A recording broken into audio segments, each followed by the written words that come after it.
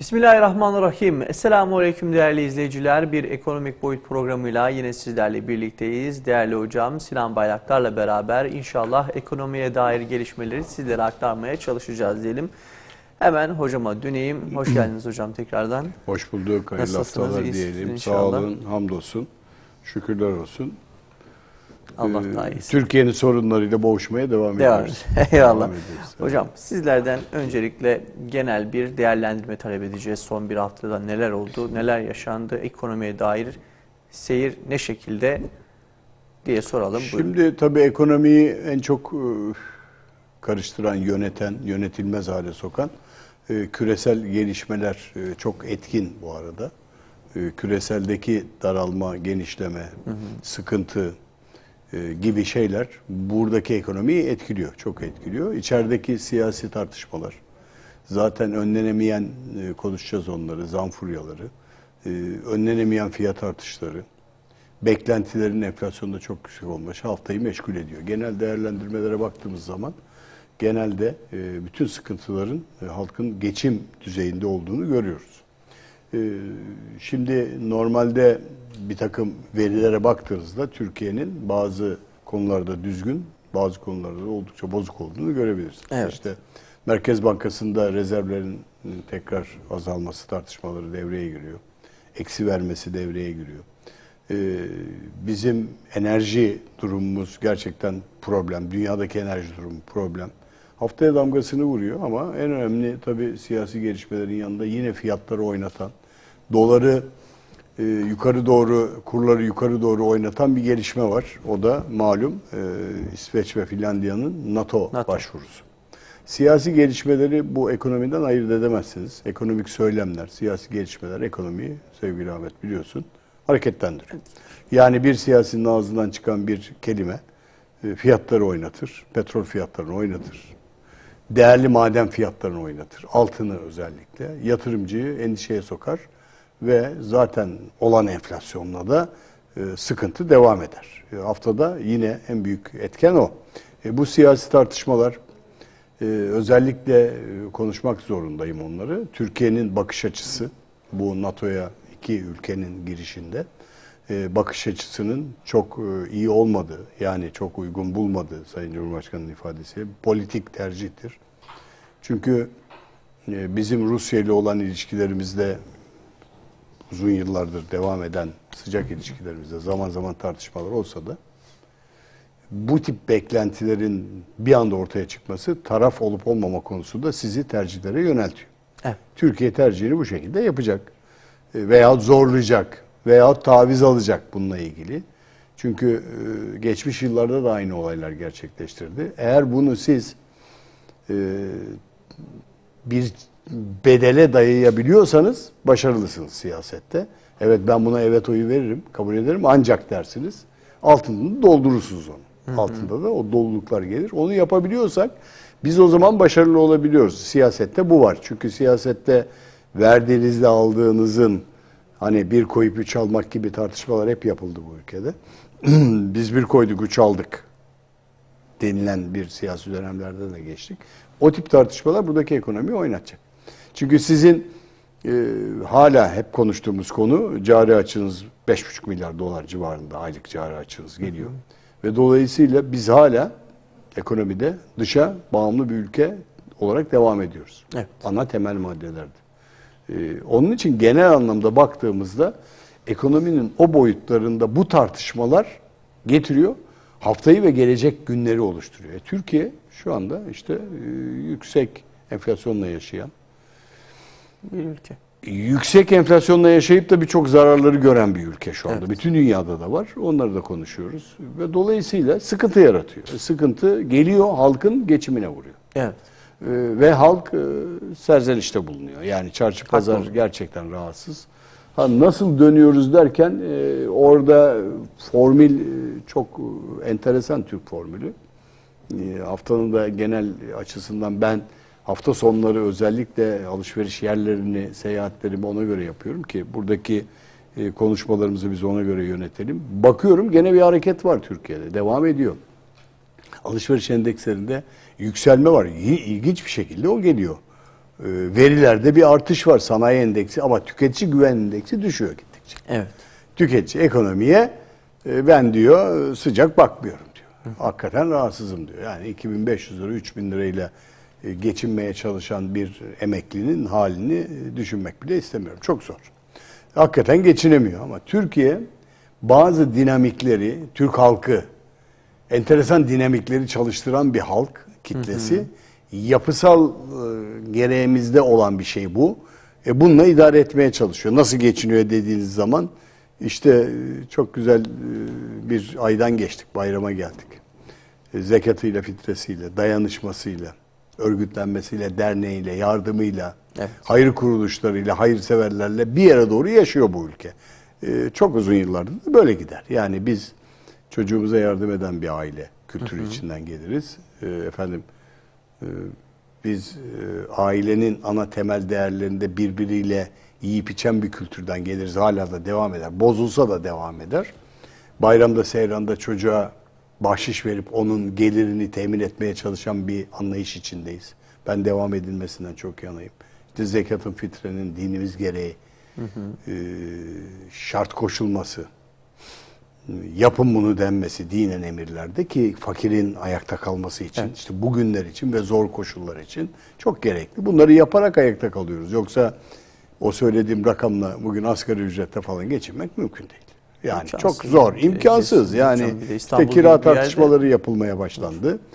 Konut fiyatlarında hani önceliğimiz değil ama konut kredilerinde faiz oranlarının düşürülmesiyle konuttaki hareketliliği sağlamaya çalışıyor devlet yönetimi. Bir açıdan bakınca o tartışmalar haftaya damgasını vurdu. Ama ben hep söyledim, yani Türkiye'nin önceliği konut değil. Yani şu anda önceliği geçimdir ama konutu, gayrimenkulü hareketlendirdiğiniz zaman diğer sektörler peş peşe çalışır. Alt sektörleri hareketlendiren bir şeydir konut. Evet. Yani konut beyaz eşya, kahverengi eşyayı hareketlendirir. Evlenmeleri arttırır. Mobilya. Konut edindirme yaptığınız zaman inşaat sektöründeki harcamalarla beraber sektörün tüm dinamiklerini çalıştırır. Haftaya damgasını o konut vurdu. Ama bu arada tabii tartışmalar nereye geldi görüyorsun. Faiz oranlarının düştü diye. Konut fiyatlarının yükselişine. Konut fiyatlarını yükseltti. Yani 1 milyonluk evler en az 200 bin lira civarında bir artış gösterdi ki belgeleri de var. Zaten sosyal medyadan da izleyiciler görebilirler. Zam furyasına gelelim hocam. Evet. Krediyi düşürdüler ama işte konutlarda maalesef bu belki bizim ahlaksızlığımız. Vallahi o şeydi Ahmet. Yani ahlaksızlığımızda derken o bizim maalesef ki herhalde öğrenilmiş çaresizliğimiz gibi bir şey oluyor. O bir zam yapmak, bizim beklentileri karşılamak için ben nasıl yapayım gidiyor bu mantığıyla hareket ediyor bazıları. Bazıları mecbur yapmak zorunda. Çünkü zamda şu var, yani maliyet enflasyonu çok yükseldi ülkenin. Aşırı boyutlarda. Evet. Konut konusunda kredi mevzusu vardı. Bir onu da zaten... Şimdi inşaat maliyeti çok yükseldi. Yani metrekare birimdeki maliyet yükseldi de tamam, onun arsa ve inşaat maliyetiyle beraber bu fiyat etmesi mi gerekiyor? Hayır. Yani ortalama bir semtte 5.000 lira, 6.000 lira bir kiranın olması mı gerekiyor? Hayır. Bu otomatikman yükseltiliyor. Yani o beklenti geldiği zaman arz talep dengesi, iktisadın ana teorisidir o. Zam furyası oradan gelir. Alıyor nasılsa, ben rafa koyayım, raftan çıkar, ben bunu satarım denilen bir düşünce içindeler. Ve devam ediyor, hala devam ediyor. Evet. Pandemiyle beraber geldi. Hatırlıyorsun, pandeminin yaygınlaştığı dönemde marketler olağanüstü tedarik yaptılar ve olağanüstü sattılar. Çünkü insanlar yaşamında hep şunu yaparlar. Savaş gelecek, stok yapayım. Bir de böyle sıkıntı, sokağa çıkma yasağı var. Stok yapayım.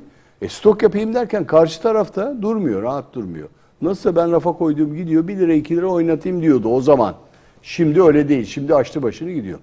Şimdi maliyet enflasyonu geldi. Ben burada hep konuştuğum bir konu vardı. ÜFE, üretici fiyat enflasyonu. Çok tehlikeli gidiyor dedim. Geçen sene de söyledim. Bakın o kadar aşırı boyutlara gidiyor ki artık maliyet enflasyonu fiyatlara aşırı şekilde yansıyacak. İşte geldi. Kahin değilim, görüyorum olayı. Çünkü orada üretici fiyat enflasyonunun yansımaları bir müddet sonra gelecektir otomatik. Evet. Peşine konuştuklarımızda ben tarihi zam furyası derken yani aşırı boyutlara geldi. Bu şeye geldi. İşte senin söylediğin ahlaksızlığa geldi. Evet. Ben yapayım. Ha evet, bugün gene dün benzine 1 lira 68 kuruş zam yaparsanız, 25 liraya benzin satarsanız onu taşıyacak adam taşıyamaz. Getiremez. Birim başına maliyetler yükselir. Petrolün artışıyla ambalaj giderleri çok yükseldi. Ambalajladığınız her malda müthiş bir şekilde para ödüyorsunuz. Yani işletme sahipleriyle görüşüyorum. Baş edemiyoruz hocam diyor. Yani benim işte dün 1 liraya aldığım şey 3 lira oldu diyor. 4 lira olacağının garantisi de var söyleyeyim diyor. Çünkü gidiyorum diyor tedarikçiye, ambalaj malzemesi alacağım. Abi alacaksan al. Haftaya kesin zam gelecek veya yarın zam gelecek. Şimdi azlık kıtlık teorisi devreye giriyor. Evet. Zam furyası almış başını gidiyor. Kontrol edemiyorsunuz.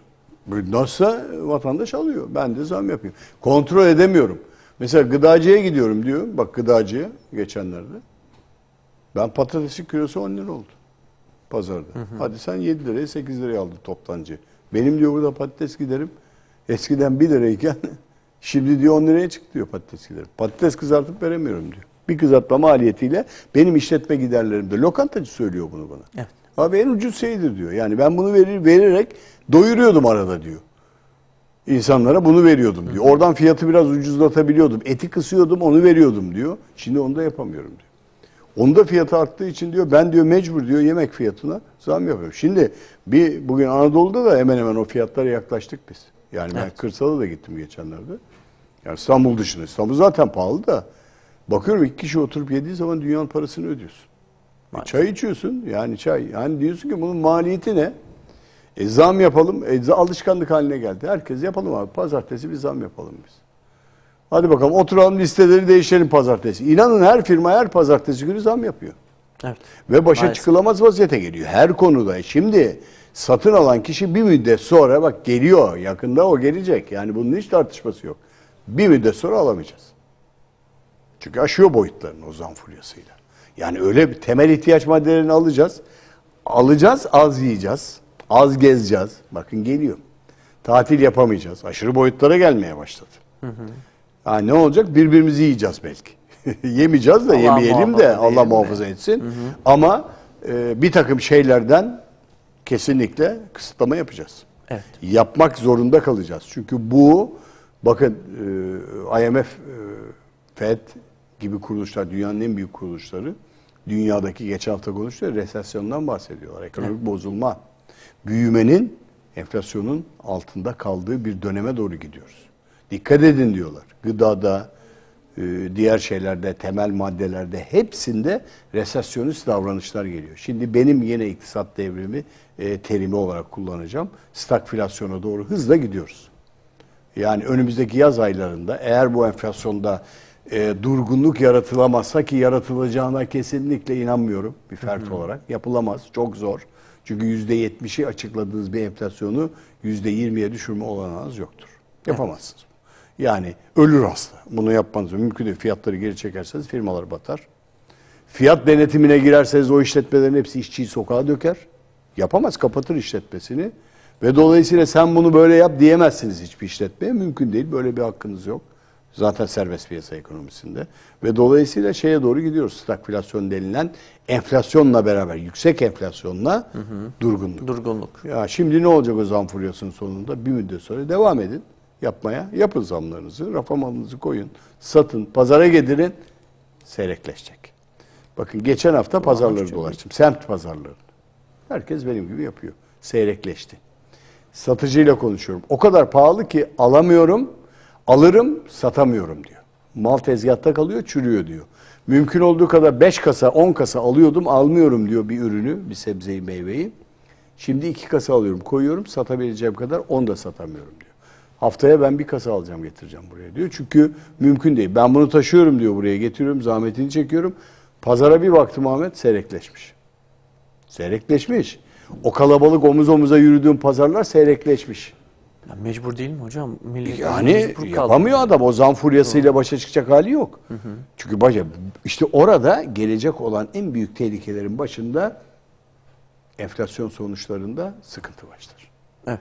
O sıkıntı da stagflasyonla beraber istihdam sorunu çıkarır başımıza. Benim sormak istediğim birkaç soru var. Araya gireceğim. Tabii Çok ki. kusura bakmayın. Asgari ücretin mesela artmasından bahsediyorlar. Yine bir yükseltilmesinden bahsediyorlar. Bu ne kadar çözüm olabilir ki çözüm olacağını ben sanmıyorum da bir de sizin görüşlerinizi ve yorumlarınızı alalım. Ki ulaşımda da aynı şekilde yine zam geldi. Evet. İşte benzine de zam gelmesiyle beraber gıda fiyatlarında tekrar tetiklenecek. Tekrar onları yükseltecek.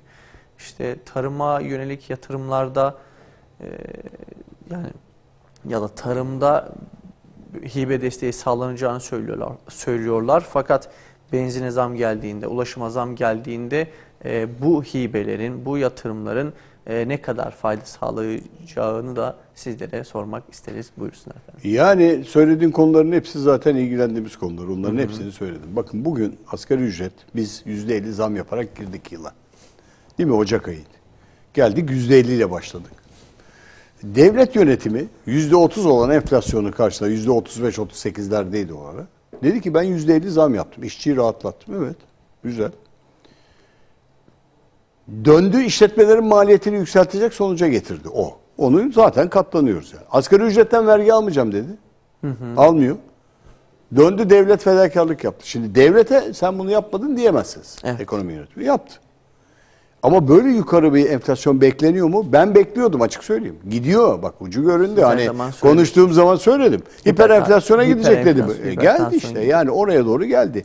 Ama bu tedbirler böyle alınmaz bu şekilde. Şimdi asgari ücrete biz artış yapalım. Ne oldu enflasyon? %70. Temmuz ayında düşürülüyor. Temmuz ayı zam zamanıdır. İşte aradaki farkı verme zamanıdır. Temmuz ayında asgari ücret farkından biz zam verelim. Bu enflasyonun sonuçları oraya gelecek. Peki kaç enflasyon açıkladığınız enflasyon? 70. Öyle mi? Evet. 55'e düşecek mi? Düşmeyecek. Yok öyle bir şey. Yani öyle bir açıklarsanız manipülasyon olur. Olmaz. Mümkün değil. Yapamazsınız onu. Zaten reel enflasyon da yüksek. Şimdi geldim enflasyondan sonuç çıkarıyorum. Şeye doğru yürüyorum. Asgari ücret senin söylediğin. Biz ne zam yapmamız lazım fark olarak verdiğimizde? 70 ile 50'nin arasındaki farkı. Minimumda 20. Evet. Minimumda 20. Yani üstünü düşünmek istemiyorum. Diğer fiyatlarda da artış var. Siz bir sürü KDV indirimi yaptınız. Devlet de gelir kaybına uğruyor bu arada. Bütçe açık veriyor.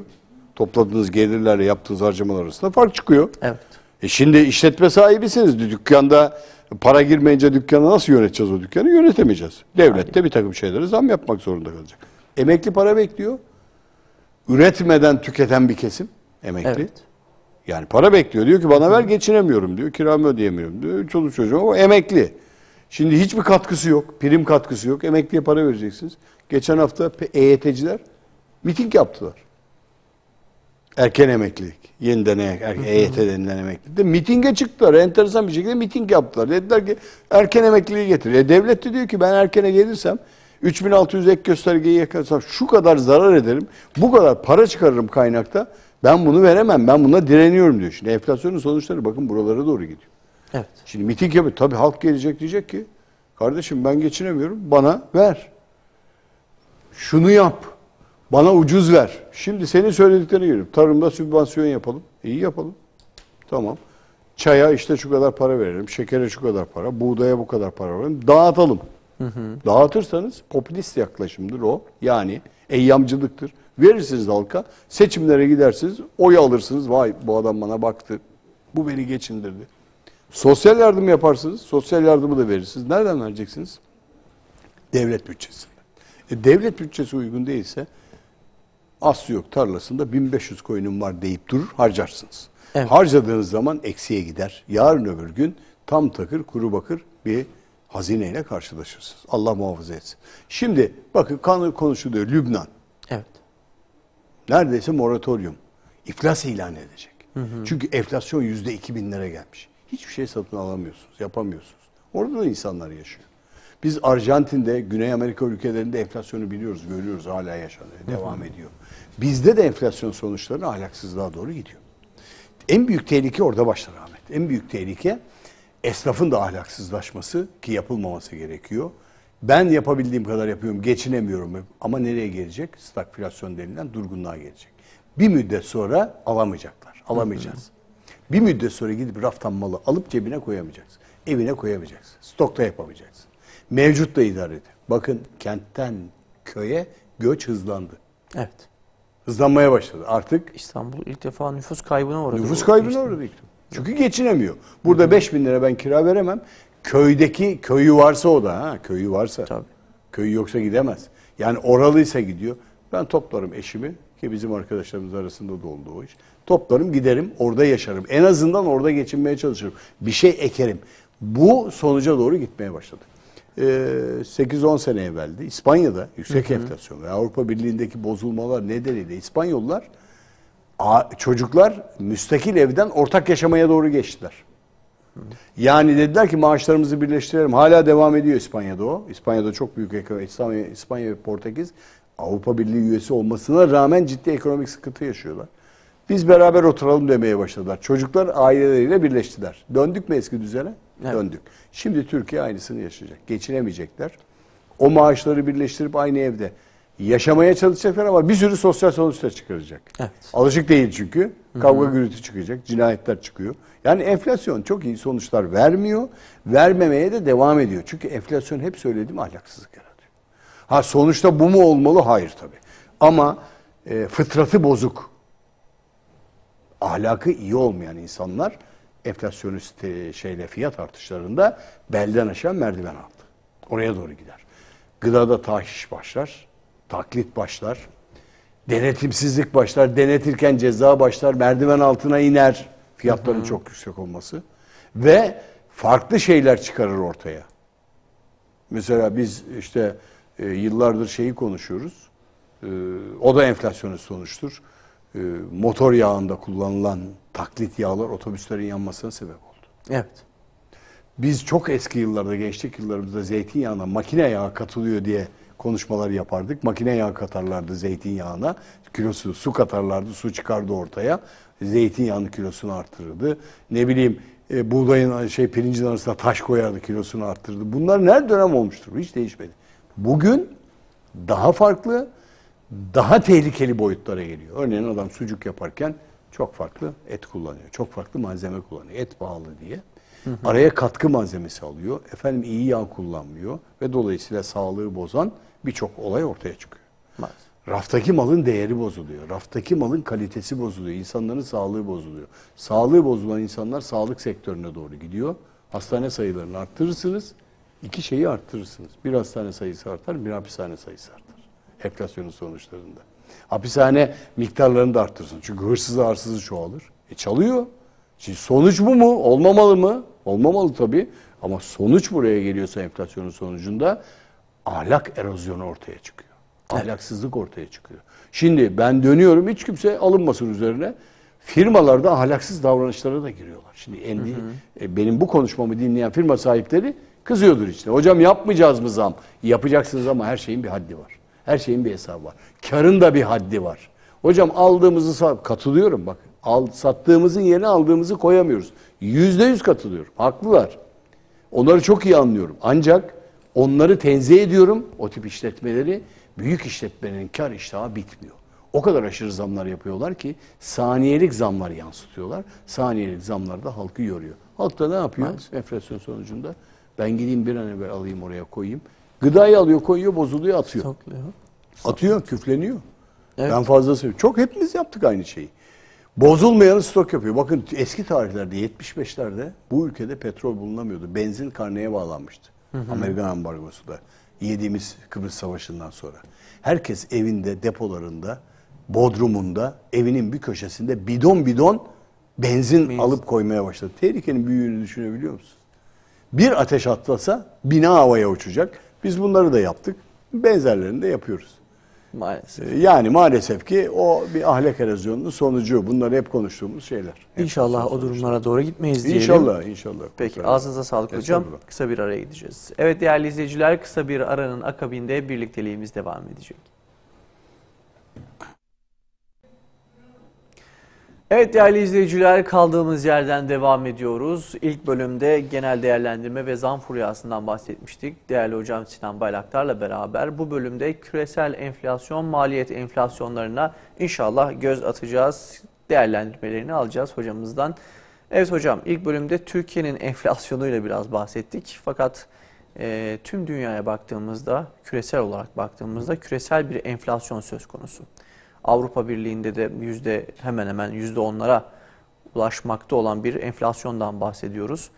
Bu konu hakkında neler söylemek istersiniz? Tabii %10 bizim için biraz düşük, bayağı düşük bir etken de siz neler söylersiniz? Şimdi küresel piyasalar yeni haftaya girerken çok sıkıntılı girdi. Çin'den gelen zayıf ekonomik göstergeler bu nedenle düşüşe geçti. Her türlü düşüş var. Şimdi ekonomik göstergelerde dünya ile beraber konuşmamız gerekiyor. Eğer dünya ile beraber konuşmazsak bu işleri zaten hani başta da konuştum programın başında, yorumlayamayız. Yorumlarsak da hata yaparız, yanlış yaparız. Şimdi küresele baktığın zaman sıkıntı büyük. Genelde dünya finans piyasalarına baktığın zaman ciddi düşüklükler var. Yani tüm piyasalarda zaten pandemiden kaynaklanan, Çin'den kaynaklanan daralma sinyalleri, Çin'de de ekonomi daralıyor, istihdam sorunu çıkarıyor. Çünkü Çin hala sıfır pandemi politikasını güdüyor, devam ediyor ona. Yani evet, ben diyor buradaki hiçbir şeyi kabul etmiyorum, sıfır diyor. Poşetliyor insanları. Poşetliyor, insanları poşete koyuyor. Çin böyle bir ülke. Şimdi dolayısıyla baktığın zaman Çin'de büyük bir daralma var. Çin büyük bir ekonomi. Yani 1,5 milyar insanın dünya ekonomisinde çok önemli bir ihracatçı, dünyanın atölyesi Çin. Şimdi buraya baktığın zaman buradaki daralma bütün o rüzgar o taraflara yansıdı. Çin ne yapıyordu küresel piyasalara? Atölyelik, fabrika yapıyordu, ucuz mal üretiyordu, hızlı mal üretiyordu, seri mal üretiyordu ve birçok sektörün altını Çin üzerine üstlenmişti. Hala aynı durumda. Ne oldu? Çin devreden girince, pandemi girince devreye Çin oyuncu olarak geriledi. Arka plana geçti. Bütün sektörler tedarik zincirinin halkaları koptu. Evet. Kopunca pahalılık başladı. Dünyada da öyle. Çünkü Amerika Birleşik Devletleri'ne baktığınız zaman %70 ithalat yapan bir ülke. Yani Amerika'da bir ürünü çevirin, made in China'dır. Evet. Çok nettir. Amerika büyük bir üretici değildir. Amerika dışarıda üretir, alır, satar. Amerika tüketen bir toplumdur ama üretimi dışarıda yapar büyük oranda. Hı hı. Teknolojiyi dışarıdan alır, üretir, yazılım yapar, gider fabrikayı ucuz üreteceği yerlerde kurar, akıllı bir yönetim yapar. İşletmeciliği akıllılıktır Amerikalıların ve dolayısıyla oradan alır, halkına o ucuz ürünü sunar. Şimdi sunamadı. Çin tıkandı, hı hı, enflasyon geldi. Şimdi enflasyonu doğuran ana sebeplerin başında yine pandemik sorunlar var. Biden çıkıyor diyor ki Çin'in bu durumu, Rusya'nın bu savaşı Amerika'da enflasyona neden oldu diyor. Amerika'da %1,5-2 enflasyondan bahsedilirken 2022 yılında %8,5 enflasyona gitti Amerika. Küresel enflasyon. Ve Amerikan toplumunda ciddi sıkıntı yaratır. Ne yaptılar? 3-4 trilyon dolar para bastılar. Pandemide işleri kapanan, geçinemeyen, eve kapananlara yardım ettiler. 3'er bin dolar çekler verdiler aylık. O paraları oraya dağıttılar. Onlar da nereye girdiler? Harcamaya girdiler. Şimdi parayı dağıttığınız zaman harcamaya girer. Şimdi biz de çözeriz aynı şekilde. Hı hı. Para basarız. Merkez Bankası'na kağıt alırız. Para basmak kolay. Basarsınız. Karşılığı da olmaz. Hani ekonomik denge olarak. Halkınızın maaşlarını arttırırsınız. Evet. Yani emekliye %100 verirsiniz. Para basıyoruz. Para var. Türk lirası basacağız. Hiç alakası yok. Bas gitsin. Ver emekliye. Ver memura. Doldur ceplerini. Ne yapacağız? Biz o paraları aldığımız zaman bu %70, %80, %100 enflasyonda olan mallara doğru hücum edeceğiz. Üretici ne yapacak? Para geldi diyecek. Yine. Tamam mı? Evet. Hani nasıl ev sahibi emekli maaşlarınıza zam geldi, kirayı arttırırım diyor. Üretici diyecek ki para geldi. EYT çıktı, o çıktı, Merkez Bankası çalışacak. Enflasyon tutulamayacak boyutlara gelir. Amerika aynısını yaptı. Peşine ne geldi? Enerji sorunu geldi. Konuşacağız birazdan. Enerji sorunu dünyanın başının belası. Evet. Şu anda. O bela ciddi bir şekilde fiyatları oynatıyor. Çünkü enerji imalatın başı, üretimin başı, kullanımın da başı, temel. Enerjiniz maliyeti uygun değilse bütün fiyatlarınız pahalılaşır. Artar, yukarı doğru gider. Ve dolayısıyla siz bu enerji fiyatlamalarıyla tehlikeli boyuta gittiniz. Amerika'da küresel enflasyon yukarıda. Avrupa Birliği hiç alışık olmadığı kadar enflasyon yazıyor. %4,5-5'lerde. Şimdi düşünün Almanya'da maaşlara zam yapılmıyor. Hı hı. Fransa'da maaşlara zam yapılmıyor. Benzine zam Doğalgaza zam yapılıyor. Yapmak zorunda. Yani ne yapacak alamaz. Evet. Rusya diyor ki bana ruble bul. Paramı rubleyle öde. Ben senin paranı istemiyorum. Euro, dolar istemiyorum.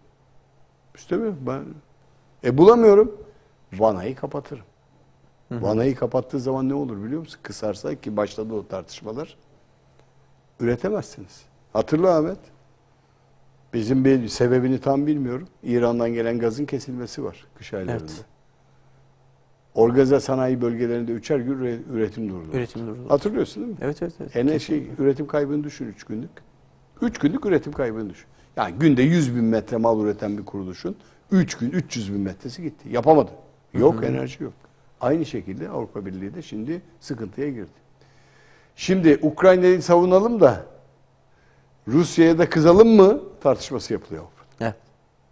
Ciddi şekilde. Küresel enflasyon dünyanın başının belası. Resesyona gidiyor diyor bütün dünya uzmanları. Yani IMF diyor ki dünya resesyona gidiyor. Tehlikeli bir boyut var. Küresel bozulma var. Çin'den kaynaklandı, oradan kaynaklandı, buradan kaynaklandı. Tamam da diyor dikkat edin diyor ülkeleri idare edenlere. Çünkü geçen pazar günü Çin Merkez Bankası konut piyasasını daralmanın önüne geçebilmek için ilk kez konut alanlara yönelik faiz oranının 4.6'dan 4.4'e düşürdü. Bak konut daralıyor. Çin'de de ciddi şekilde ve ortalama vadeli bütün opsiyonel değerler düştü. Evet. Yani faiz veremiyor ve dolayısıyla her şey bozuldu. Küreselde bir sıkıntı var, enflasyonist sıkıntı var. Bu enflasyonist sıkıntı getiriyor, bütün dünyaya rüzgar olarak yansıyor. Hani bir taraf hapşırıyor, bir taraf nezle oluyor. Şimdi dünyaya baktığı zaman küreselde enflasyonist davranışların başında bu sıkıntı geldi. Şimdi doğal olarak da oradaki fiyatların yükselmesi oradaki alım satımı durduracak bir müddet sonra ki onlar çok tepkilidir bu konuda. Avrupa halkı şöyledir. Zam geldiği zaman satın almaz. Durur. Arabasına binmez. Bisiklete biner. Tepki koyar. Almaz çünkü devamı yok. Bizim gibi annesi babası yardım etmez ona. Baş başa kalır maaşıyla. Geçinirse geçinir. Geçiremezse yani devlet çok yardım etmez. Bakmaz. Geçin der sana. Çarelerini bul. Ve ciddi şekilde Avrupa'da da istihdamda sorun başladı. Üretimde sorun başlamak üzere. Evet. Onlar yaşanıyor. Şimdi küresel enflasyon hani söylediğimiz bir laf var. Bir hayvanınız var. Orada öldü, kokusu eve gelir. Biz ihracat yapamayız. Biz Avrupa Birliği'ne ihracat yapan bir ülkeyiz. Avrupa Birliği'ne ihracat yapamayız. Talep gelmez. Talep gelmezse bizim fabrika durur burada. Bakın nerelere yansıyor küresel enflasyon. O küresel büyüklük bütün şeyleriyle, sıkıntılarıyla etrafta ciddi rahatsızlık yaratıyor. Ve dolayısıyla bizlerde hani orada kokan koku eve kadar geliyor. Küresel enflasyonun en büyük sıkıntısı bu. Bunu yaşayacağız yalnız. Bunu önümüzdeki dönemlerde çok net göreceğiz. Bu küresel enflasyon... Devlet diyor ki ben Mayıs ayı, işte Mart'tı, attık Mayıs'a, attık Temmuz'a. Şu an aralıklardan atıyoruz sürekli, öteliyoruz hocam. O düzelmeyi. Nebati uğraşıyor da Sayın Nebati. Adamcağız uğraşıyor, koşturuyor. Bir beğendiğim tarafı şu Sayın Bakan'ın. Sürekli temas halinde. Ve olumlu. Sürekli temas halinde. Olumlu mesaj vermeye en azından moral seviyesinde yiyor. Moral fiyatları düşürür mü? Düşürmez. Düşürmez. Ama gidiyor her sektör temsilcisinden bilgi alıyor, çalışıyor, görüşüyor, getiriyor, dersini çalışıyor. Ona göre de masaya yatırıyorlar, bir takım şeyleri yapmaya çalışıyorlar. Ben doğru karşılıyorum. Ha düzeltebilir mi? Çok zor.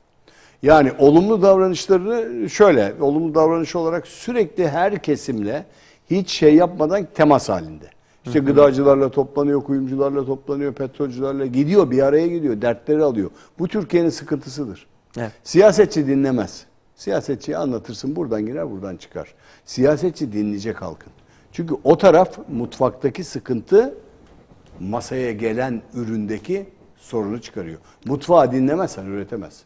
Evet. Evinde eşin yemek yapacak. Bir sürü sorun var. Sana şu var, bu var, bunları alamıyoruz dedi. Sen onu dinlemezsen sofraya yemek gelmediği zaman hesap sorma hakkına sahip değilsin. Evet. Der ki ben sana söyledim. Para bıraksaydın der. Ben bunu alacaktım der. Sen bunu almadın, getirmedin. Ben sana söyledim. Aynı şey ekonomi yönetimi için de geçerlidir. Bugün sivil toplum kuruluşları bir sürü serzenişte bulunuyor. Haklı haksız. Söylüyorlar. Sen haklı tarafından al, haksız tarafında gerekiyorsa eleştir ama yap. Gereğini yap, yerine getir. Yani yerine getirmediğin zaman bekleme o zaman. Sayın Nebati'nin yani burada hani övmek adına söylemiyorum. Beğendiğim tarafı o. Uğraşıyor adamcağız. Gidiyor bir yerlere, bir takım şeyleri yapıyor. Gidiyor oralardan çekiyor, verileri alıyor. Koyuyor ekonomi yönetimi masasına. Diyor ki şunlar burada eksiyiz, burada bilmem neyiz. Bakın iyi niyetli. KDV'leri indirdiler. Evet. Şimdi gitti sektör temsilcileri dedi ki kardeşim bak ben KDV'lerinizi indirdim. Lütfen siz de halka bunu ona göre yansıtın. Hani Türkiye'de zincir market tartışmasını yaptık ya. Evet. Ona göre gideceksiniz. Yani bugün zincir marketlerdeki alışverişin arttığını görüyorum ben. Niye biliyor musunuz? Ucuz orası. Açık söylüyorum ucuz. Halk oralara gidiyor. Eskiden ayrımcılık yaparlardı. Odur budur diye ayrımcılık yapıyor. Şimdi bakıyorum herkes giriyor. Onlar da büyük markalar. Dünyanın en büyük satın almacısı oldu neredeyse bu zincir marketler. Evet. Ciddi şekilde 10 bin 20 bin dükkana ulaştığı zaman ciddi bir satış yapıyorlar. Peki hocam, ilk konuşmanızda küresel enflasyondan bahsettiniz ve küresel enflasyona en büyük sebeplerinden biri de enerji sorununa değinmiştiniz. Enerji sorununa baktığımızda işte Rusya'nın doğalgaz kapama durumu söz konusu olsun, işte diğer ülkelere yapılan ambargolar olsun, Çin'de var olan pandemi sürecinin hala devam etmesi olsun. Bu şekilde bir enerji sorunu var. Siz neler söylemek istersiniz? Buyurun. Şimdi dünyanın şu andaki birkaç yıldır en önemli sorunu enerji sorunu. Zaten uzun yıllardır enerji sorunu. Dünyada savaşları incelediğin zaman tarihe git, iki şeyden çıkmıştır. Eski yıllarda su, geçim, yaşam alanları yüzünden çıkmıştır savaşlar. Evet. Ben oralara sahip olayım demişlerdir. Geçiş yollarında yaşam kalitesini artırmak için insan toplulukları avcı toplumdan yerleşik topluma geçerken onları tercih etmiştir. Dünya geliştikçe petrolün bulunmasından bu yana geldiği zaman o petrolün tüketim yeri olarak enerjiye gitmiştir. Yani petrol dünyanın en büyük enerji meselesi haline geldi. Özellikle Orta Doğu'da çok fazla çıkması Allah'ın bir lütfudur Müslüman ülkelere. Nasibidir o çölden petrolün çıkması. Hani ben akıllı yönetilse hep söylediğim bir şey vardı. Dünyadaki petrol değişim para birimi Suudi Arabistan riyali olurdu. Evet. Hep söylemişimdir. İyi yönetilemedi. Teknolojisi yönetilemedi. 1800'lü yıllarda petrolün çıkışıyla beraber konu petrolün kullanımındaki üretilen aletlerin çok fazla artışına sebep oldu. Karayolları arttı. Asfalt yol yapımları gelişti. Yani baktığınız zaman oralara doğru gitti. Enerji her şeyin başı. Bugün elektrik. Evet. Elektrik üretimi dünyanın en önemli sorunu halinde. Bir, küresel kriz, küresel iklim krizi. Küresel iklim kriziyle suyun azalması, barajlardaki seviyenin düşmesi, enerjinin tam üretilememesi, randımanlı üretilememesi sonuçlarını getiriyor ve elektrik pahalılaşıyor. Doğalgaz, çıkarma maliyeti yüksek. Çıkardığın zaman dağıtım maliyeti yüksek. Onun yapım aşaması uzun süreli. Çıkarmak zorundasın, yapmak zorundasın. O da Allah'ın bir lütfu. Yerin altından çıkan bir gaz. Sizin yaşam değerlerinizi oluşturuyor. Doğalgaz. Fabrikalarınız onunla çalışıyor. Çevre kirliliğini sıfır emisyona düşürüyor neredeyse. Sıfır emisyon. Sıfır emisyona düştüğü zaman siz eskiden kömürden zehirlenip ölenlerin tarihini bir okuyun. İngiltere, Londra. Evet. Londra'da kömür zehirlenmeleriyle yılda 50-60 bin kişinin öldüğü söyleniyor. Akciğer kanseri vakalarının Londra'da kömür zehirlenmeleriyle olduğunu söylüyor. Ben 70-80'li yılları Ankara'sını hatırlarım. Arabaların üzerinde bezi sürdüğünüz zaman simsiyah kömür çıkardı. Kömür kullanırdı.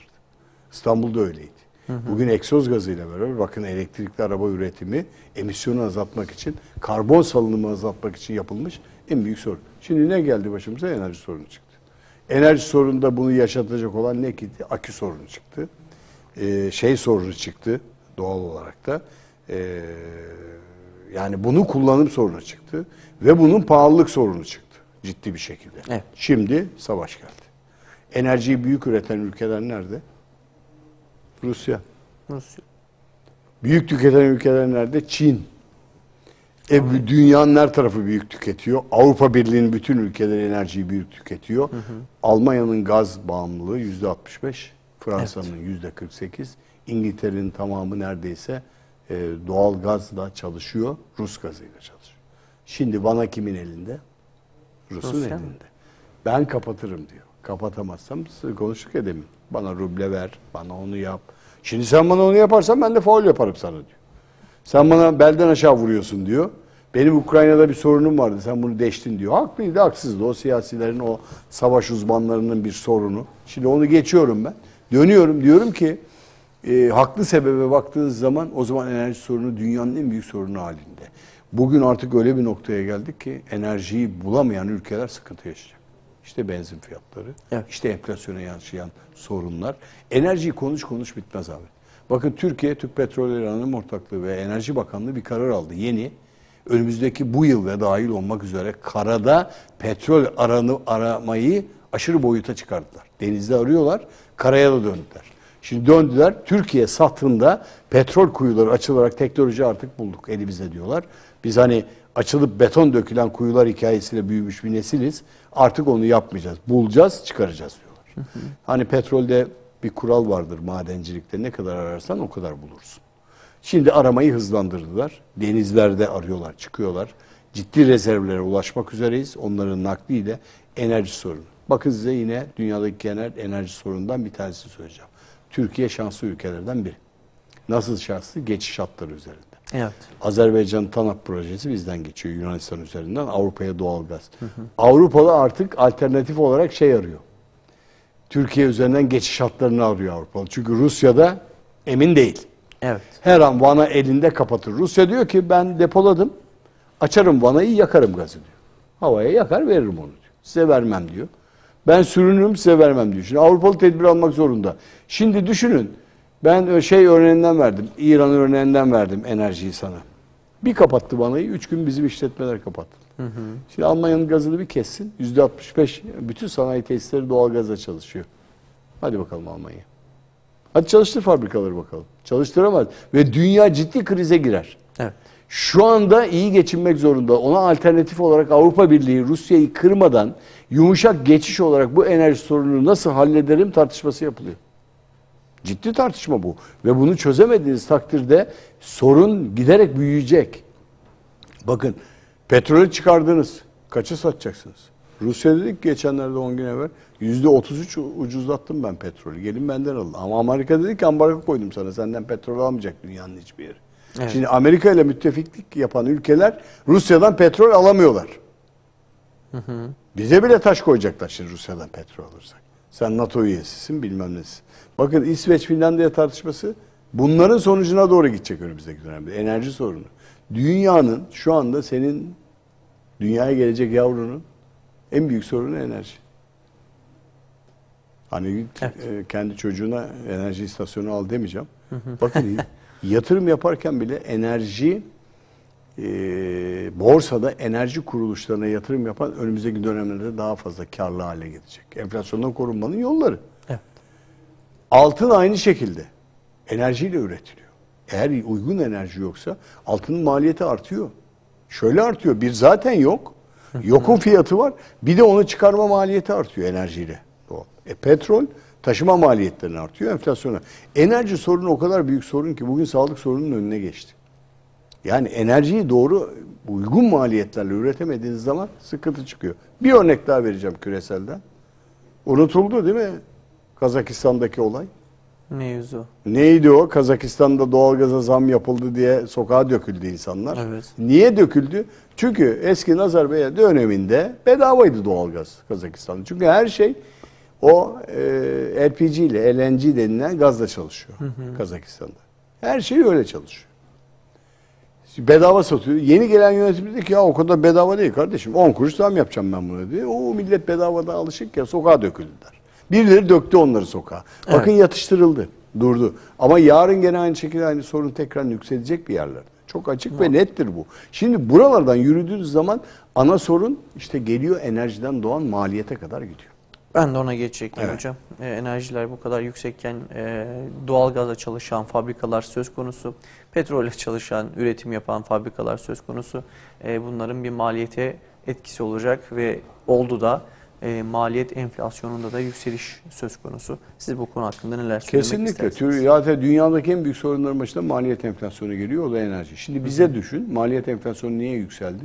Bir ara izah ettim. Hep aynı şeyleri konuşuyorum ama Estağfurullah. farklı bakış açılarıyla konuşuyorum. Çünkü maliyet enflasyonu beni en çok rahatsız eden bir enflasyon türüdür. Çünkü raftaki malı artıran o. Evet. Maliyeti yükseldiği zaman. Türkiye'de maliyetler niye yükseliyor? Enerji nedeniyle. Evet. Yani Ama işletmelerin bünyesine baktığın zaman 2 tane ana genel gider vardır. Bir tanesi ücretlerdir. Yani ödediğiniz ücretler. Bir tanesi diğer giderlerdir. Pazarlama, satış ve dağıtım giderleridir. Baktığın zaman onunla beraber gider. Ama onun içine enerji giderleri geldi. Arabayla bir yere mal taşıyorsunuz, arttı. Maliyet enflasyonuna gelir. Biz petrol ve türevlerini üretirken en büyük maliyet enflasyonu yaşayan ülkelerden biriyiz. Evet. Çünkü pahalı geliyor. Neyle alıyoruz? Dövizle alıyoruz. Neyle alıyoruz? Dolarla alıyoruz. Enerjiye dolar ödüyoruz. Cari açığın %85'lik bölümü cari açığın enerji maliyettir. Enerji maliyetimiz giderek yükseliyor. Çünkü dolar 14 liraya gidiyordu ya, seyrediyordu, yatmış uyuyordu. Uyandı şimdi.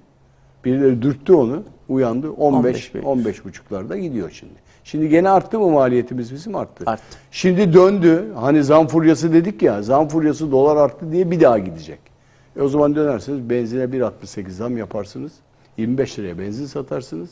Arabalar binilemeyecek vaziyete gelir. Yürüyemez. Gelir belediyeler toplu taşıma zam istiyorum der. Taksilere zam istiyorum der. Taksiciyle konuştum geçen. Maliyet enflasyonu. Evet. Abi diyor, yatıyoruz. Çünkü müşteri gelmiyor diyor artık. Hani İstanbul'da tartışma bitti, görüyoruz. Taksi bulunamıyor, mevsim, yer seçiyorlar, gitmiyorlar, bulamıyorlar. En düşük mesafeyi 30 lira yaptılar, 28 lira. Ya ben mesela... Binmiyor. Sen biniyor musun? Yok hocam. Yürüyorsun. Önceden diyordum ki Hı. çok acil işim Evet, var. acil işim bile varsa, hemen aynen. bineyim diyordum ama Aynen. şu an Binemezsin. yürürüm diyorum. Acil Yürürüm işim diyorum olsa tabii. Metroya binerim, yürüyorsun. yürürüm. Şimdi baktığınız zaman işte bunlar maliyet enflasyonunun getirdiği Evet. doğru stagflasyona doğru gidiyoruz. Taksici iş bulamayacak. Evet, maalesef. Bekle. Şimdi binmeyeceğim sana. Binemeyeceğim, param yok çünkü. Biz eskiden hiç binemezdik onu. Taksi hayalimizdi, araba kurmak bulmak hayalimizdi. Belediyeli. Belediye de pahalılaştı. Bugün soruyorum çalışanlara. Dünyanın parası söylüyorlar bana. Hocam 8 lira Ulaşım. civarında ya şu Tabii. an bir basım hemen Tabii. hemen. Biz hani size göre biraz yaşlıyız. Yaşlılığın tek faydası o. Bedava seyahat ediyoruz. Başka hiç faydası yok. Yani bütün kentlerde bizim yaşımızdakiler bedava ücretsiz seyahat ediyorlar. Müzelere falan giriyoruz. Bilmem ne. Yaşlılığın bir tek faydası o. Geçenlerde çok büyük müzeye girerken abi dedi işte yaş kaç şu dedim. Abi size bedava dedi. Bayağı da ciddi.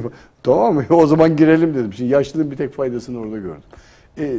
Biz maliyet enflasyonuyla baş başa kalan bir ülkeyiz ve ciddi boyutları da yaşayacağız. Şimdi o Temmuz falan diyorlar ya, daha da yukarı gidecek. Ben size bir şey söyleyeyim mi? Çok iddia ediyorum. Yıl sonunda enflasyon en az %60 Türkiye'de. TÜİK'in açıklayacağı veriyi söylüyoruz. %40'lara falan TÜİK o gelmez. kadar açıklar mı hocam? Gelmez. %40'lara gelmez. Yok TÜİK o kadar açıklar mı? Ama bilmiyorum açıklar mı? Açıklar. Açıklamak zorunda, düşüremezler çünkü. Mümkün değil düşeceğini. Hiç zannetmiyorum düşeceğini abi. Düşmez. Umutsuzum bir konuda. Herkes yaşamına ona göre dengeli bir şekilde gelsin. Kötü bir şey söylemiyorum. Tedbir ve temkini elden bırakmayacaksınız. 3 defa ölçeceksin, bir defa keseceksin. 3 defa ölçeceğim bir şeyi alırken bir dakika fiyatına bakayım diye altını çevirmek zorundalar. İnsanlar bunu yapacaklar. Mecburlar bunu yapacaklar. Dikkat edeceğiz arkadaşlar. Geçen bir grup konuşma, sohbet ortamımız var. Diyor ki artık malın kalitesine bakamaz olduk. Fiyatına bakar olduk. Fiyata bakacak tabii. Fiyata bakıyor. Yani başka yapacak hiçbir şey yok. İnsanlar kaliteden döndü, fiyata bakıyor. Evet. O yüksek harcama kesimi devam eder. O bozulmaz. Yani üst düzey harcama grubu, VIP dediğimiz üst düzey parası olan harcama kesimi devam eder. Ama ona da dokunuyorum, o da ağlıyor. O da ağlıyor. Ona da dokunuyorum. Hocam diyor yani bak diyor gidiyorduk diyor şu kadar para ödüyoruz bilmem ne yapıyoruz. O da ağlıyor. Ama ona dokunmaz. O devam eder alışverişine. O $1000 verir bir şey alır. Çantayı alır bilmem neyi alır. Haydan geliyor uya gidiyor. Ama halkın geçim endeksinde ciddi sonuçlar çıkabilir. Allah muhafaza etsin. Çok dikkatli olmak lazım. Hocam ağzınıza sağlık. Çok teşekkür Rica ederiz. ederim. Sağ olasınız. Evet değerli izleyiciler, Ekonomik Boyut programının sonuna geldik. Haftaya aynı saatte görüşmek dileğiyle. Hoşça kalın. Allah'a emanet olun.